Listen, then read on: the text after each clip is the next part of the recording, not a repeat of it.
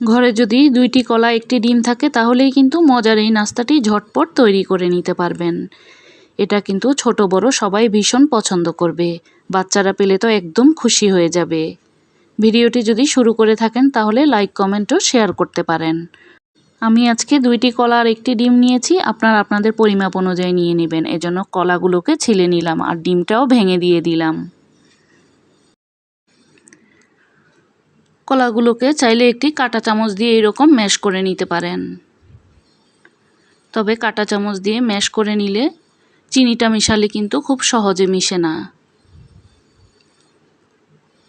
এজন্য আমি কলাগুলোকে এভাবে ম্যাশ না করে একটি ব্লেন্ডার জারের মধ্যে নিয়ে নিচ্ছি। ব্লেন্ডার জারের মধ্যে কলা আর ডিম দিয়ে দিলাম। এবার দিয়ে দিচ্ছি আধা কাপ চিনি। মিষ্টিটা কিন্তু যার যার পছন্দ অনুযায়ী নেবেন। দিয়ে দিলাম আধা চামচের মতো লবণ। যারা লবণ খেতে পছন্দ করেন না মিষ্টি খাবারে তারা বাদ দিবেন। এবার ব্লেন্ড করে নিচ্ছি। ব্লেন্ড করে নেওয়ার পর একটি বোলের মধ্যে আমি ঢেলে নিচ্ছি। মিশ্রণটা দেখতে এখন এই রকম হয়েছে। এবার সাথে দিয়ে দিচ্ছি 2 কাপ পরিমাণ ময়দা, চাইলে এখানে আটাও নিতে পারেন। দিয়ে দিলাম 1 কাপ চালের গুঁড়া। এতে করে পিঠাটা কিন্তু আরও স্বাদটা ভালো আসবে। 1 চা চামচ বেকিং পাউডার, 3 টেবিল চামচ রান্নার তেল।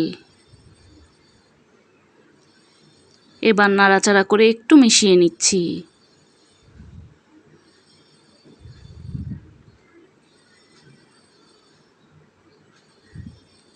এবার দিয়ে দেব 3 টেবিল চামচ গুঁড়া দুধ। গুঁড়া দুধটা দিলে কিন্তু এই পিঠার স্বাদটা বেড়ে দ্বিগুণ হয়ে যায়। অবশ্যই এখানে গুঁড়া দুধটা দেওয়ার চেষ্টা করবেন। এবার হাত দিয়ে মথে নিয়ে রুটি বা পরোটার মতো একটা ডো তৈরি করে নিচ্ছি। ডোটা তৈরি করে নিয়েছি, দেখতে এরকম হয়েছে। আমি 10 মিনিটের জন্য রেস্টে রেখে দিলাম। 10 মিনিট পর এটা থেকে ছোট ছোট করে নিয়ে আমি এই রকম পুরি যেভাবে তৈরি করে সেভাবে করে আমি পিঠাগুলো তৈরি করে নিচ্ছি। মাঝখানে কিন্তু আমি চকলেট দিয়ে দিচ্ছি। আমি আজকে 10 টাকা দামের 5টি চকলেট নিয়ে এই পিঠাগুলো তৈরি করছি। এভাবে করে কিন্তু পিঠাগুলো সবগুলো তৈরি করে নিতে পারবেন।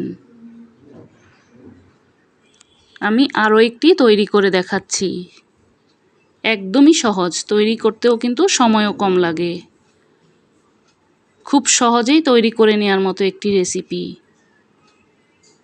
এই রকম ভিতরে একটা চকলেটের পুর থাকলে বাচ্চারা তো ভীষণ পছন্দ করবে। আমি ছুরি দিয়ে এইরকম করে ডিজাইন করে নিচ্ছি। আপনারা আপনাদের পছন্দ অনুযায়ী যে কোনোভাবে ডিজাইন করে এই পিঠাগুলো তৈরি করে নিতে পারেন। পিঠাগুলো তৈরি করে নেওয়ার পর এবার তেলের মধ্যে ভেজে নিচ্ছি।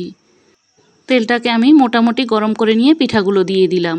অতিরিক্ত গরম করলে পিঠাগুলো কিন্তু পুড়ে যাবে, ভিতরটাও কাঁচা রয়ে যাবে। একটা পাশ হয়ে গেলে এভাবে উল্টে দেব। পিঠাগুলোতে সুন্দর একটা কালার না আসা পর্যন্ত পিঠাগুলো ভেজে নেব। এই পিঠাটা ভাজতে কিন্তু সময় একদমই কম লাগে, খুব বেশি সময়ও লাগে না। যখন এইরকম একটা গোল্ডেন কালার চলে আসবে তখন পিঠাগুলোকে তেল ঝরিয়ে তুলে নেব। পিঠাগুলোতে কিন্তু তেলও আটকে থাকবে না। তেল ঝরিয়ে এবার পিঠাগুলো তুলে নিচ্ছি। এভাবে আমি সবগুলো পিঠাই ভেজে নিয়েছি। দেখতেই পাচ্ছেন কতটা সুন্দর হয়েছে, একদম ঝটপট। এই রকম মজার একটা নাস্তা পেলে কিন্তু ছোট বড় সবাই ভীষণ খুশি হয়ে যাবে। আজকের মতো এখানেই বিদায় নিচ্ছি। আবারও দেখা হবে নতুন কোনো রেসিপি নিয়ে।